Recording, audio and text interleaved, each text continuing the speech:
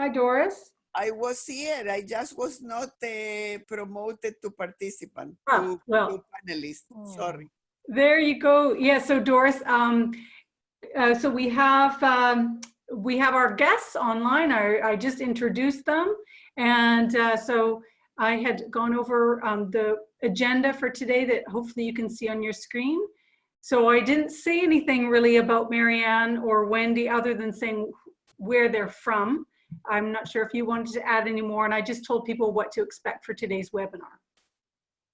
So I have a question, Susan. Did we promote that in the website with their names? I have to check with Olivia if we did. Yeah. So this if not, that means they will need to present again.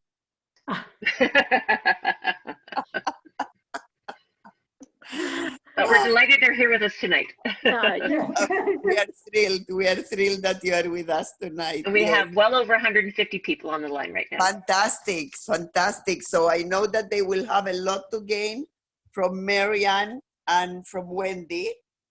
And we know all about them because we have heard Wendy during the nurse practitioner webinars, which, by the way, for all of you to know, we do twice a week a webinar with nurse practitioners that work specifically in long-term care, given the challenging situation in nursing homes. We felt that they needed the extra support, and it has proven to be fantastic. We have received many, many ideas from them. We have received also requests for materials that we have developed for them. So Heather, maybe after the Wendy and Marianne present, it will be great if you can share some updates of the materials developed for people in long-term care specifically, in case they want to look at them. Yeah, I'd be happy. We did profile Wendy on Saturday in my report, in my blog. And Wendy made sure to say, and Marianne take credit for that, that it was the joint leadership between the two of you and also the teamwork with the rest of the people in the home that really made things work as well as they are working. So with that, kudos to you guys. If you can go ahead and present in sharing the tremendous work that you have done at Greenwood Court. To both of you, Marianne and Wendy, welcome. Thank you. And I love the pictures with the mask. Now, one of you sent on an email to me, I'm too old for that. That was Wendy. Yeah, well, that was me. I must say that with the mask, you look extremely young. I look young, so and this helps. This helps even more. You don't see the gray hair. Yeah. You look fantastic. You look fantastic. Go ahead. So these are some of the treats that we get. You won't believe the people that make you stuff. I don't know if all the nurses online have been in outbreak or not, but it's just the support we get from the community is overwhelming. So we all sport caps and headbands and all this wonderful stuff now. So anyhow, I'll get talking. So I am the nurse practitioner. Marianne is director of care. And then there's another one that should be on this. Her name is Sherry Lemke. She's our infection control and assistant DOC that has also been part of kind of steering the nursing through this. So, but she left. She's got 2 young kids and needs to do school at the end of the day. The other thing I will tell you is we've been in outbreak now for 3 weeks. Are we on almost 4 weeks? We would not have had time in the first 2 weeks, I would say, to even think about doing this. So we're at a point where we can now stop and share a little bit. So we'll just go through the slides. I don't want to talk too long. So do I flip slides or, okay. So our home's located in Stratford, Ontario. We have 45 long-term care beds. We're quite a small long-term care home. Our 1 unit, our 30-bed unit, the colonial unit is our unaffected unit, and the 15-bed unit, our memory care or dementia unit, is where our outbreak, where most of the cases occurred. We also have 2 non-funded beds in our home, meaning we can fill them without having to go through the LHIN. However, because we have retirement in our home, those 2 non-funded beds fall under the Retirement Regulatory Home Authority. Those 2 beds are located in our colonial unit as well. We also have an 18-bed retirement unit, which is our 2nd floor above the 30-bed unit, and that's where our first case of COVID was identified. Next. Yeah. Okay, so we're just going to walk you through, I guess, what I've found in speaking to other people. They just want to know what happened. What happened? So March 30th is when we started. A resident came out, high temp really was his biggest symptom. That resident was swabbed. We actually got the result back the following day, which is incredible. It came back very fast, and he was positive, member up in the retirement home. That same morning, a resident in the Heritage unit, also with a high fever, was swabbed, and that result came back the same day. So we had 2 original people in outbreak, 1 in our 15-bed dementia unit and 1 up in the 18-bed loft. So that day we had not started universal masking, as Doris had said we were all to be doing weeks ahead of time, but we did start that day, which I think was maybe a day or 2 ahead of the directive, maybe 1 day ahead of the directive. And then everybody went in their rooms. We just did absolute lockdown, no meal dining or anything together. Med passes were door to door. So then the next day, April 1st, what we decided to do on our dementia care unit, just because they wander so much there. Wendy, do you mind if we ask questions throughout? Because actually your presentation is the most important piece today, in my view at least. Yeah, I don't. Do you know for a fact if the first gentleman in the retirement floor, if he got it probably from a staff from outside, or was it transferred from somewhere, or how?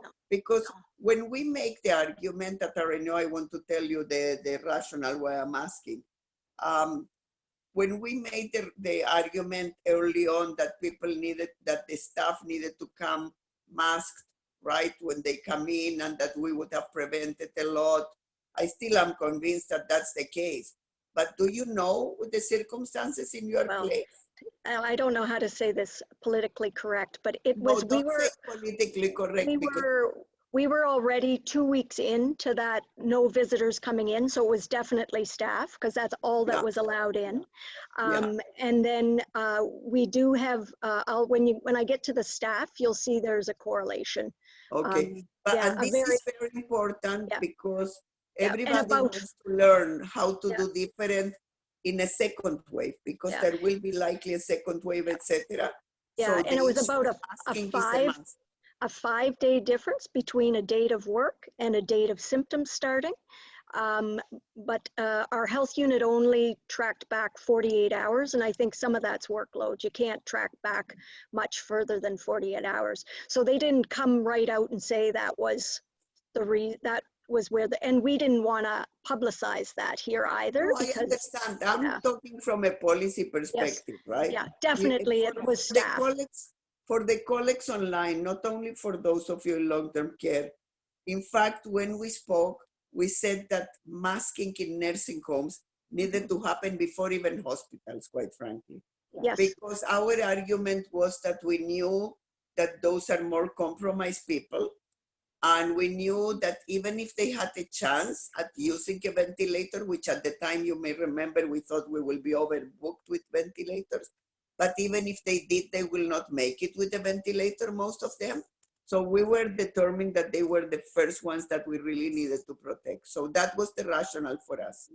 Yeah. And unfortunately, we had talked every day, can we start universal masking? We should be doing universal masking, but we couldn't get the PPE in the building. And we were afraid that if we did go into outbreak, the little bit of PPE we had, we would have used up. Marianne, you were not alone. I was fighting every morning with Dr. Williams, saying we need universal masking in nursing homes and the first. Yeah, so you're not alone. This was a system issue. Yeah. It's unlike you to fight, Doris. Sorry. for sure. Yeah, so that was March 31st. So that was day one. I work at two homes, two long-term care homes, because the one's so small, I share with another.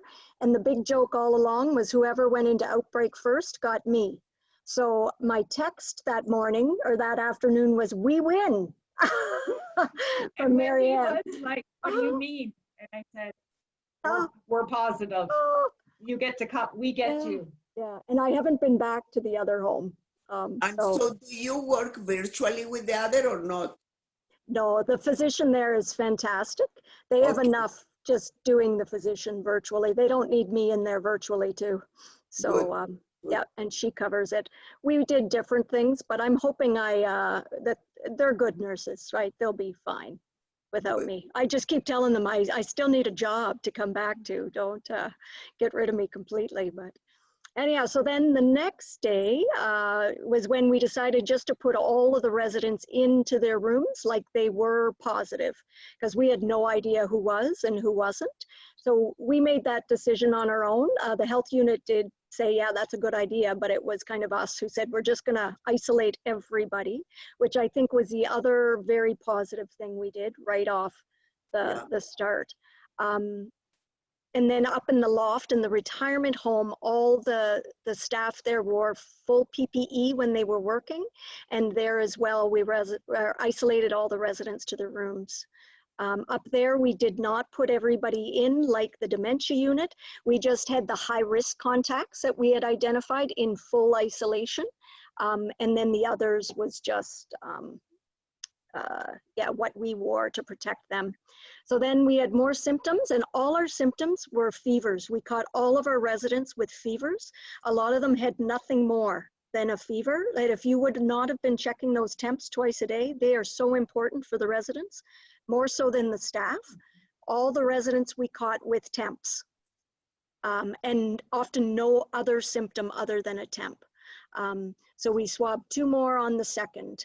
And they came back positive, of course, again that evening. Okay, next slide.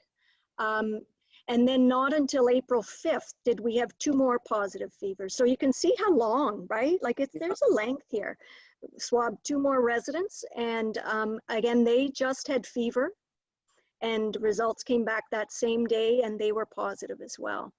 So this is where we've really done well. We have had no positive, I'm knocking here, resident swabs. We've done many other swabs. All of them have been negative. We've now done all our surveillance screening in the home, and all of those have been negative. So we have had no resident 6 travel. residents? 6 total. 1 6. in the loft, 5 in our dementia unit.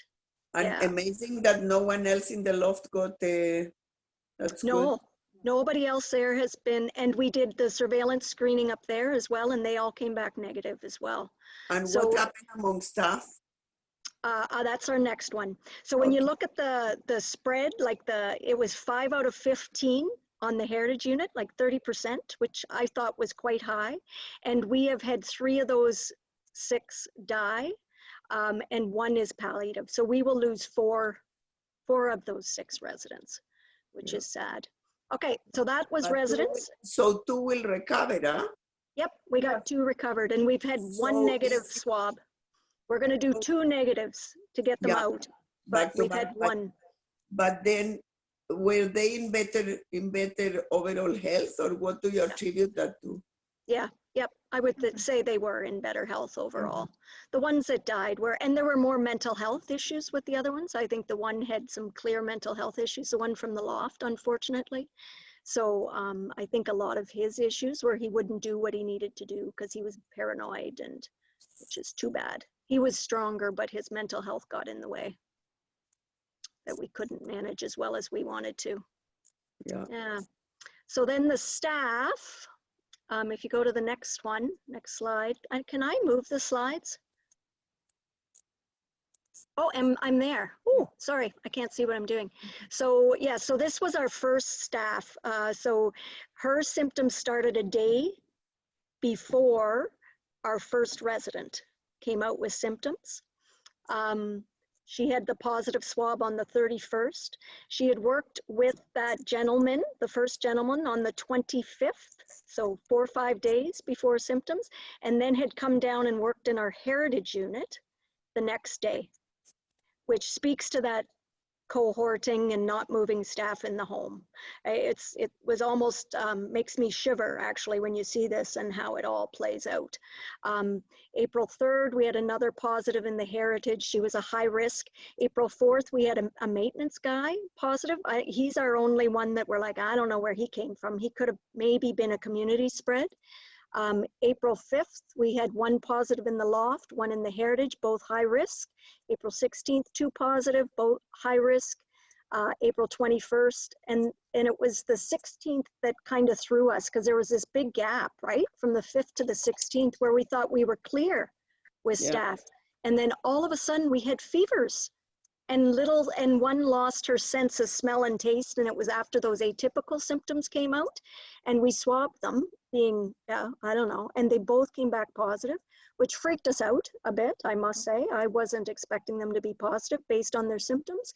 So that's when we were 1 day ahead of everybody else, 1 or 2. We just said we're testing everybody in that heritage unit, and we found 2 more asymptomatic with that on the 21st. So that was aggressive testing that we did that day. Both of them original high-risk contacts as well. They had been working in full PPE the whole time, had worked more than full-time because they were some of our dedicated full-time staff, and had not spread it to any of the residents. So I was like, oh, you guys are like angels, right? Like they did everything the way they should have. And then we did that mass screening on the 23rd, 24th. Now I'd love to tell you we still have good news, but we swabbed 2 more staff today. 1 that has been working on the unit the whole time, went home with the temp last night of 38.7, felt fine, but went home with the temp. Screened in without a temp, went home with the temp. And yeah, so you just can't let your guard down. Anyhow, I'm gonna stop talking and so there's our people in their PPE. Those are 2 of our great PSWs, frontline, that have been with us the whole time and working hard. We love the face shields. I don't know if people have face shields in their facility, but the staff felt much, much, much more protected behind a face shield. The face shields create a lot of extra work. We went through 300 face shields a day with a home our size. Just with the changing, donning, doffing. So we actually have hired some university students to clean face shields, because what we were doing at the end of the day, well, mostly them until I figured out what they were doing, was cleaning these face shields so that they could put them out again to use. So yeah, there's a lot of these hidden things that happen. So I'll let Marianne talk. So we're very fortunate. Although our home is 26 years old, all of our rooms are private rooms. The dementia unit's a 15-bed unit. It's a lovely unit for the care. There is 1 central lounge that one of our residents is actually using as her bedroom during this outbreak, because she's someone who is often up at night and wanders around with the nursing staff. So she has basically just moved into that lounge unit as her home. But the problem with it being the dementia unit is the residents wander. And in fact, the 3rd case in that unit is a high-risk wanderer. So often around 4 o'clock in the afternoon, if you were to go on the unit, she would be in an isolation gown, gloves. She might have a mask on, depends if she had let them leave it on, and she would be out wandering around. And the staff, you had to do what you had to do, because you couldn't just keep her in her room anymore. So some of the things that we learned was teamwork. We needed to pull on each other's strengths within the organization. One person could not do this. It was a team that we had to work together to move forward. We really needed to look at the processes that we had within the home and what was a priority. The Ministry of Health, as you know, had sent some directives that medication management processes could change, documentation processes could change. So right before this had happened, we had actually looked at what were some of the things we could change in our point of care for the PSWs, because they spend huge hours documenting point of care tasks. So we had decreased that right before the outbreak happened to make it easier for documenting. We needed to identify who was doing what. So one person took on communication. So Wendy, we were so fortunate, wrote the communication that went out to our families every day. And then our executive director looked after making sure things went out to families, things went out to the staff. Our phone line that we set up, she was the one who answered that phone and answered the messages and called people back. I took on the PPE and the numerous surveys that we had to report to many different agencies. I think at one point there were 4 different surveys a day on PPE. Myself and the ADOC had to manage staffing. On one day, I had 4 full-time PSWs called to say they were no longer coming into the building to work because they were afraid.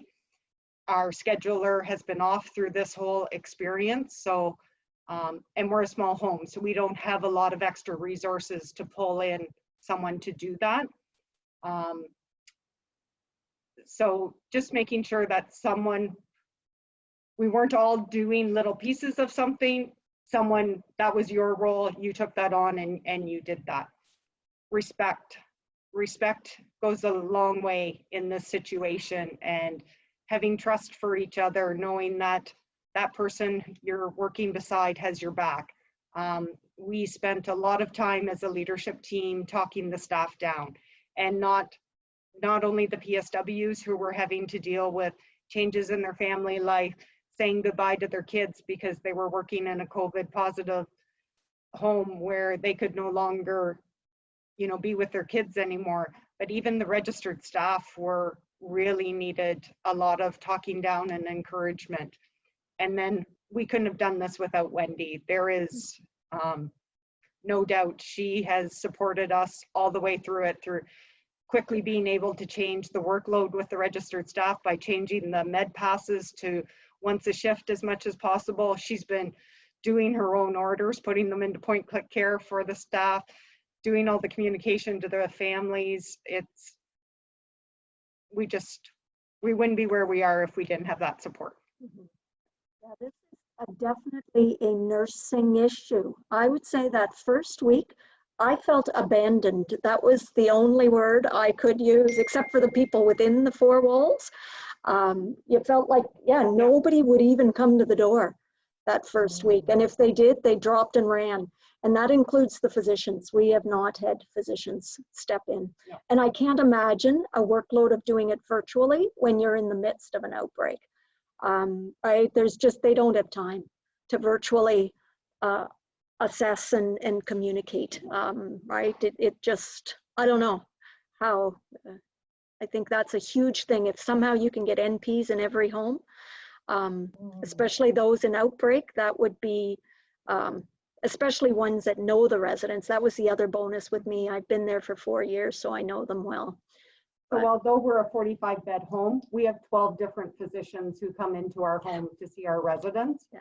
So already before this had happened, our medical director had agreed that he would take on the residents within our home so that we weren't having to communicate with different physicians. Yeah. So Wendy has been dealing with every medical issue that has come up in this time for all of the residents. And I have in the retirement home too, just because I work closely with that physician, so I can do the assessing and I can write orders. And so I just have kind of taken that on as well. So that's our teamwork talk. So our next slide is on community. Do you have a question? Before you move on to the next Yeah, slide, there were okay. a couple of questions. May I ask Okay. them? Sure, yeah. One was from Janice, and she's asking about the protocol for the retirement area. And she said, when you said that all staff wore full PPE after the first resident was diagnosed with COVID, do you mean including face shield? I think this probably means gowning and working with others, because she's wanting to use some of your policy.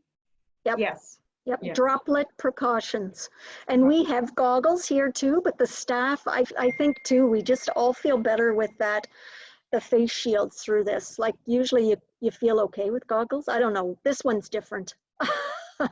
This one just feels different for us all, so. Okay, and there's another question from Paula saying families do not visit, especially in long-term care. Is this the area that we need to review right now as the pandemic continues. So I don't know if you want to talk about that now or later. You know what? A lot of families, I don't, even through this outbreak, they are not asking to come in. I think because they realize the risk they are to the resident. So I still think it's too early to open those doors, but yes, it's been 5-6 weeks now, I think, that they haven't seen their loved one, which is painful. But I still don't think we're at a point where I would open our door. You know, Wendy, I question the whole approach with families. I will tell you which ones I question. A lot of reflection on that, of people that are about to die. Yeah, and we've don't- let them in. Yeah. We've let them in. But in most places they don't. Yeah. And I do Oh, So we've think let that them they in. need to- Yep. I They do come in full PPE. One. and That One. I agree. Yeah. I agree. But in most places, they're not let in, and they have Okay. not said goodbye to their people. And I Oh, think yeah, it's no. a big mistake. Yeah, No. no, I agree. We let them in. Yeah. But we let one in. We discuss what the risks are at home by coming in, right? Like we give them the choice. Yeah. And then allow them to decide when they want to be here. The one who's dying now, we've got a cot in her room. We're doing it like we would have done. And she wears full PPE when she's in and behaves like we do when we go home, kind of work isolate. Yeah, That's good. yeah. I do think the other thing that you were talking about, 1 NP per each nursing home. That's you know that's the position of RNAO pre-COVID even. Yes. Right? And I think One- this, yeah, this just, This and I will think help. it should be always, right? I've always felt, always. but I think Well, and COVID the proof will is in bring the this pudding. to light. The proof is in the pudding. You guys were there Yeah. all the time physically, and the reality is that others, doctors, they were not. They No. you know, They ran. the nursing home is not their primary income. No, no. So yeah, the communication is the key. And I think our communication with families has made them feel like they don't have to come in, like just to answer that question.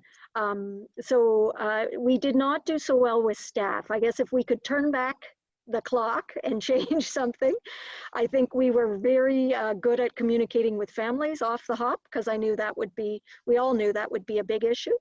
But I think by the end of the day, we were exhausted and we did not probably communicate as well with them, and especially the unaffected unit. I think we were on the 2 affected units, but that poor unaffected unit, I think, felt like they had no clue what was going on. So we're doing much better with that now, but you have to figure out a way to communicate with the staff.